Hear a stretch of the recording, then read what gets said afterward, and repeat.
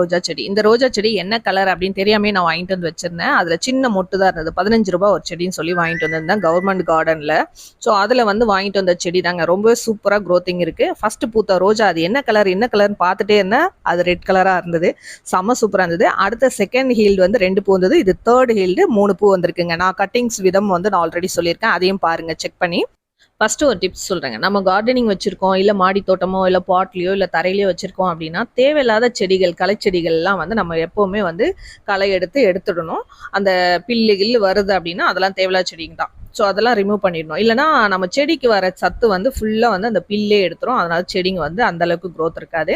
இன்னொரு விஷயம் என்னன்னா, மண்ணு வந்து எப்பொழுதுமே டைட்டா இருக்கக்கூடாது, லூஸா இருக்க மாதிரி அப்பப்போ ஒரு மாசத்துக்கு ஒரு 2 தடவையாவது நீங்க இந்த மாதிரி களை எடுத்து விடுங்க, கொத்தி விடுங்க செடிக்கு. ஸோ ரொம்ப லூஸா இருக்கு மண் அப்படின்னா செடி சூப்பரா வரும். நம்மளுடைய கார்டனை வந்து கொஞ்சம் கொஞ்சமா ரெனோவேட் பண்ணிக்கிட்டு இருக்கேன். ஸோ நிறைய செடிங்க வந்து அடுத்தடுத்து வந்து வைக்கிற